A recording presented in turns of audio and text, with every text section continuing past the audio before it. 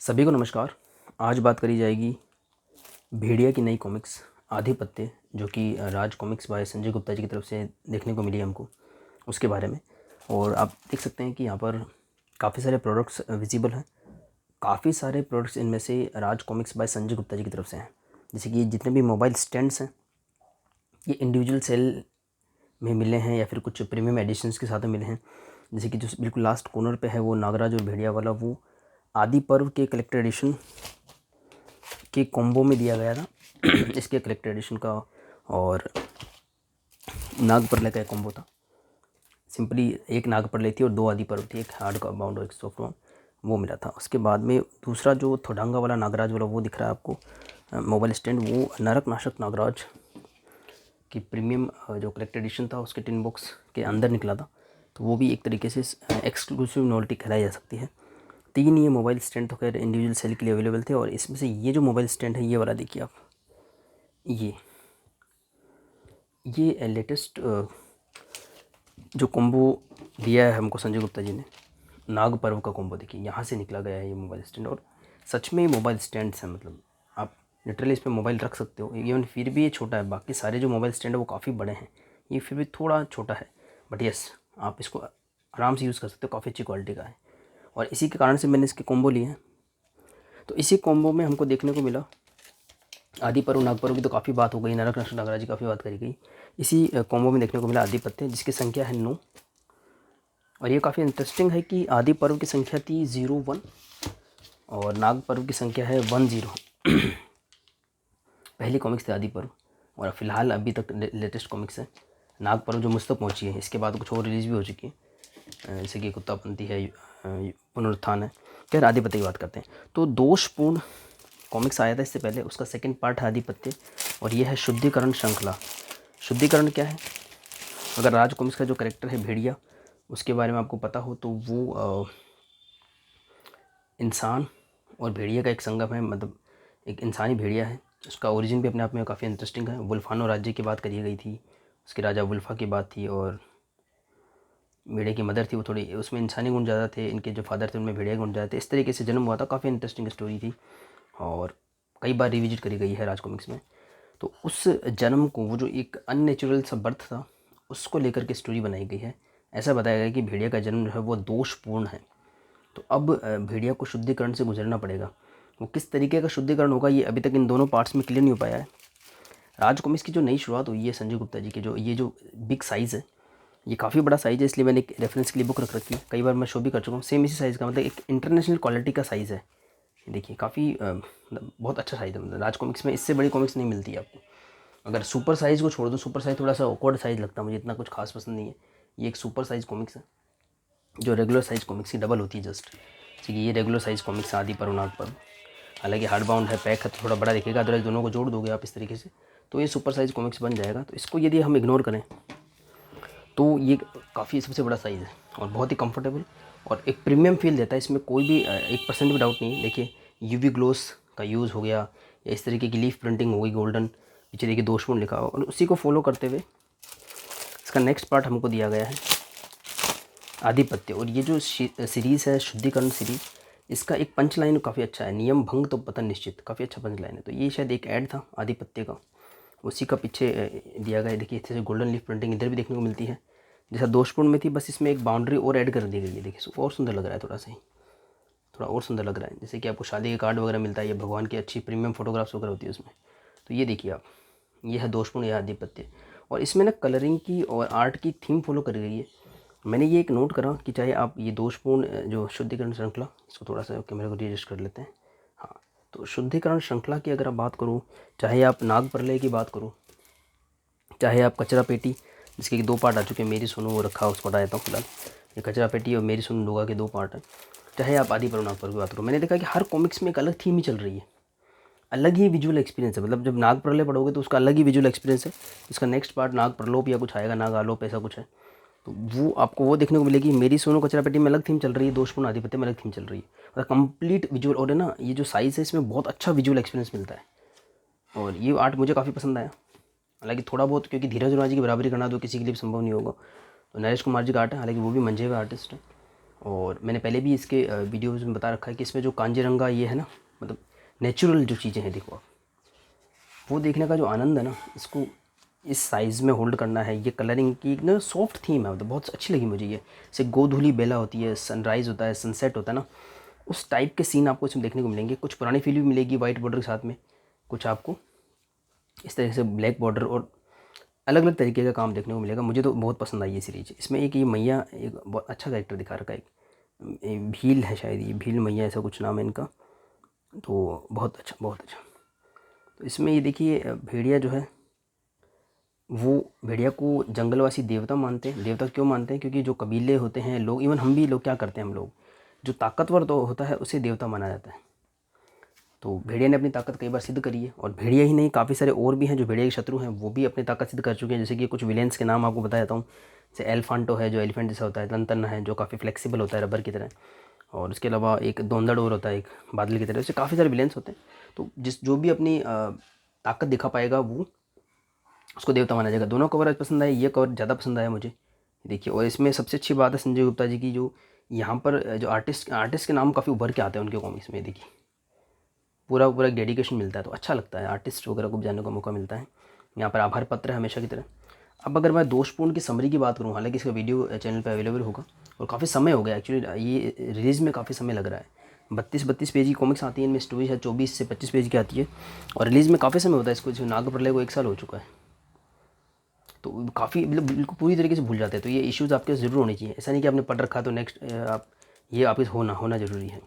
नाग प्रलय, प्रलय देखा देवता का एक सिंगल शॉट कॉमिक्स था, पता नहीं उसको 3 पार्ट में तोड़ दिया गया। तो फर्स्ट पार्ट ये है, इसका भी वेट है नेक्स्ट पार्ट का। तो आधिपत्य की बात करते हैं। अब मैं दोषपूर्ण की एक समरी बताऊँ, इससे बढ़िया तो क्या होगा। इन्होंने बहुत अच्छा काम करा है, सिर्फ एक पेज में पूरे दोषपूर्ण की समरी बता रखी है। तो अगर मैं वो आपको रीड करके बता दूँ तो वो शायद ज़्यादा बेस्ट रहेगा, मैं उसको लेकर के बार बार नरेशन करूँ। तो इसमें देखिए ये कुछ लिखा हुआ है। कांजीरंगा अभयारण्य में आया एक महाभूचाल, जिसने जंगल वासियों को विवश कर दिया। पंचसंघ के गठन हेतु एक महाशक्ति धरती के गर्भ को चीर कर बाहर आई। ये है वो महाशक्ति, और इसका नाम है भेड़वा। ये है भेड़िया, ये भेड़वा। तो एक अलग ही शक्ति और काफ़ी स्ट्रॉन्ग है ये। इन घटनाओं से अनजान भेड़िया जूझ रहा था जेन के आकस्मिक निधन से उपजे अवसाद से। ऐसे में उम्मीद का प्रकाश लेकर आई एक बूढ़ी भीलनी मैया, जिसने भेड़िया को याद दिलाया उसका असली उद्देश्य। वहीं दूसरी तरफ जंगल में आगमन हुआ जंगल की बेटी काया का, जो बरसों बाद अपने घर लौटी। ये कुछ इवेंट्स हुए थे दोषपूर्ण में, जिसे हासिल करने के लिए पीछे पड़ गए जंगल के महाशक्तिशाली योद्धा।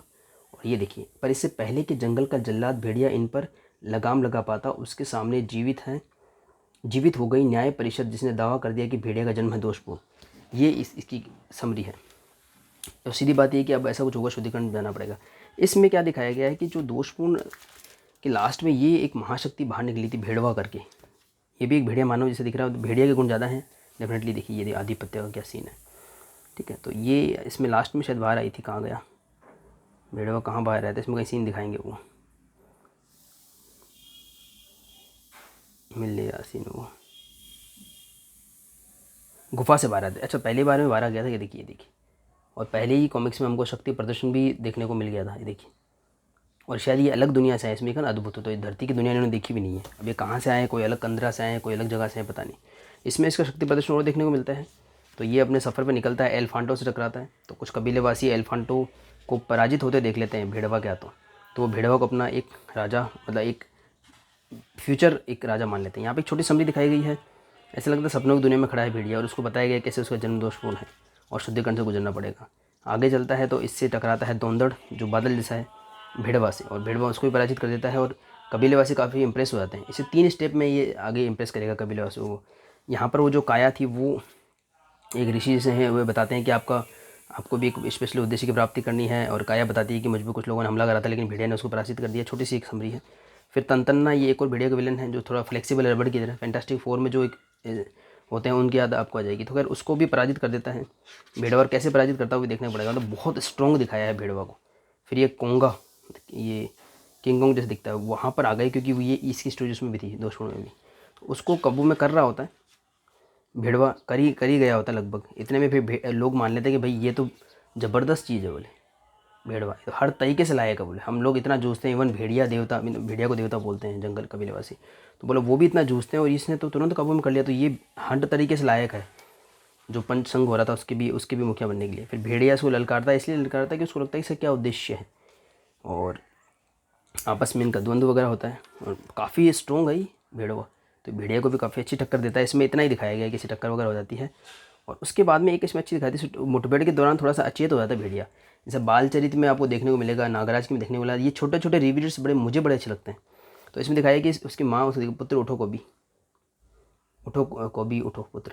तो इसमें ना आपको हैरी पॉटर में भी याद आएगा कि हैरी पॉटर एक बार अचेत सा हो जाता है तो उसको पेरेंट्स वगैरह दिखाई देते हैं, ऐसा होता है कई कॉमिक्स में। तो इसमें ना ये सीन बहुत मुझे पसंद आया, इतना अच्छा लगा ना। ये ड्रीम सीक्वेंस है जो भी है, ये देखिए भेड़िया सुंदर सा छोटा सा है, माँ इसको उठा रही है, बोल रही है कि आप पढ़ने जाओ। गुरु भाटी की है ना, एक वर्ड है कहाँ गया, कि आपकी है ना प्रतीक्षा कर रहे हैं, है ना, आपका प्रशिक्षण के लिए। गुरुराज भाटी की तुम्हारे प्रशिक्षण के लिए प्रतीक्षा रहता है। तो ये बोला इसमें कौन सी नई बात है, वो तो हमेशा प्रतीक्षा करते रहते हैं। तो बोला कि आप अगर वो करोगे तो आपको एक रिवार्ड मिलेगा। जैसे हम बच्चों को करते हैं तो एक जल प्रपात में खिलाने ले आती है, तो कितना सुंदर है माता और बच्चे का दृश्य, बहुत सुंदर।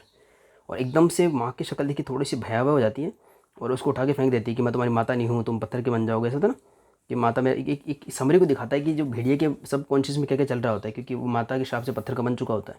इवन एक अलग आयाम का भेड़िया और देखने को मिला है हमको नाग पर्व में, क्रोध केतु को भी, जिसमें तो माता को उनसे शायद वध कर दिया था शायद, ऐसा कुछ है। तो वो उसका बहुत ज़्यादा शापित हो गया था। खैर, तो ऐसा कुछ है। तो वो एक सीक्वेंस है ना, वो बहुत सच में, जो जिन्होंने भेड़िया की शुरू से पढ़ रखी है समझ पाएंगे ऐसा मानस क्यों हो गया भेड़िया का। और ऐसा होता भी है, हमारे साथ भी होता है।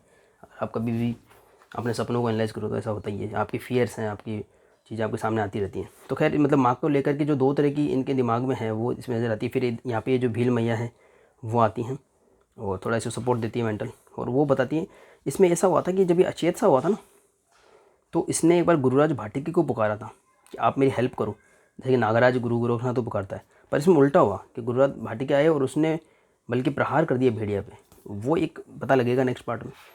तो ये जो मैया है ये बोलती है कि ऐसा क्यों हुआ, मैंने ऐसा देखा। ये शायद बहुत इंटरेस्टिंग कैरेक्टर है। ऐसा तो नहीं कि इस जो भेड़िया की माँ ही ये बन के आई हो। नेक्स्ट में पता लगेगा, अभी तक ऐसा कुछ भी नहीं है। तो बस ये इसी तरीके से स्टोरी आगे बढ़ती है। यहाँ पर आने का ये जो भेड़वा होता है, इसका कोई उद्देश्य होता है, ये कोई फूल सा ले रहा है, मे बी यही होता हो। क्या उद्देश्य है, क्यों लेके जाना है इसको, और ये जानना चाहता है, मतलब कहीं से आया है किसी कंदरा से, मान लो धरती की सतह पर, सिर्फ अपना काम करने। उसी दौरान, अब पता नहीं ये कोइंसिडेंटली है या किसी की साजिश है, कि वो इन सब लोगों से टकराता है, भेड़िया के दुश्मनों से। मान लो एलिफेंटो है, तंतना है, बकायदा दोंदड़ वगैरह है, और फिर उनको इंप्रेस कर लेता है कबीलेवासियों को। लेकिन ये अपना काम करके निकल रहा होता है। इसमें ऐसा दिखा रखा है इसका इंप्रेस करने का कोई इंटेंशन नहीं था, ये अपना काम करके निकल रहा है। अब इसको जहाँ जाना होता है वो लोग ऑलरेडी शायद धरती की सतह पे आ चुके होते हैं, ऐसा कुछ है। और उनके जो कन्वर्सेशन दिखा रखे हैं उनसे लगता है कि अब ये वापस जाने के मूड में नहीं है, ये करना चाहते हैं आधिपत्य। तो एक्चुअली आधिपत्य ऐसा होता है, मतलब पहले जो ऐड दिखाया गया था वो स्टोरी अब आगे बढ़ेगी।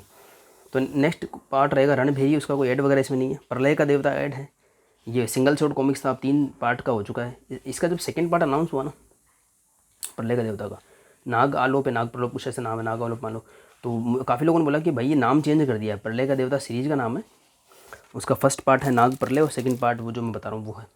मेरे को तभी शक हो गया, तो मैंने ऐसा हो नहीं सकता। मैंने कहा अगर ये सेकंड पार्ट में कंक्लूड हो रही होती ना तो उसका नाम प्रलय का देवता ही रखते हैं। अगर उसका नाम कुछ और है तो मैंने बोला भी था, मित्र राहुल को भी बोला था, मैंने कहा जरूर ये सेकंड पार्ट है। तो उन्होंने बोला नहीं सर ऐसा कुछ नहीं है, सिर्फ सीरीज़ का नाम प्रलय का देवता रखा गया है, उसका नाम चेंज कर दिया गया है, वो पूरा कंप्लीट है। लेकिन आज कल ही अनाउंस हुआ है कि वो सेकंड पार्ट है। क्या, तो पार्ट में होने से नुकसान ये होता है कि बहुत ज़्यादा वेट करना पड़ता है। मैं सोच रहा था 128 पेजेस में ये कंक्लूड हो जाएगी, ऐसा ही था शायद। प्रलय का देवता 128 पेजेस की थी, उसमें से नाग प्रलय टूट गया तो 96 पेजेस की बची है, और अब उसी को शायद 48 + 48 का करके करेंगे। खैर, तो इसके साथ में स्टोरी एंड होती है। बहुत अच्छा मुझे इसका आर्टवर्क को लगा, और इसके अंदर की जो ना आर्टवर्क, मतलब उस तरीके से जैसे ये इसमें गोरिल्ला दिखाते हैं, अदर जंगल के जानवर दिखाते हैं, ये जो पहाड़ दिखाते हैं ना, और जो इन्होंने थीम चूज़ करी ना बहुत अच्छी लगती है। सच में नेचुरल सीन ऐसे लगता है कि बहुत अच्छा विजुअल ट्रीट है, मतलब मुझे तो पसंद आई। इवन ये सारी रिलीज मुझे पसंद आई। संजय गुप्ता जी की जो नई रिलीजेज है ना, सच में पुरानी राज कॉमिक्स का जो एक्सपीरियंस है उससे आपको अलग लेके जाएगी। चाहे नाग प्रलय हो, चाहे मेरी सोनू हो, चाहे इवन आबूरा का तिलिस्म ही क्यों ना हो, एक अलग ट्रीटमेंट तो है, इसमें कोई डाउट नहीं है। तो खैर, इसी के साथ में नेक्स्ट रणभेरी का वेट है, पर मुझे लगता है कि वेट काफ़ी लंबा होने वाला है। अब इसके बाद में हो सकता है कि हमें नेक्स्ट पार्ट नाग प्रलय का देखने को मिले। इसी के साथ इस वीडियो को एंड करता हूँ। अंत तक बने रहने के लिए सभी का धन्यवाद। मिलते हैं किसी और वीडियो में।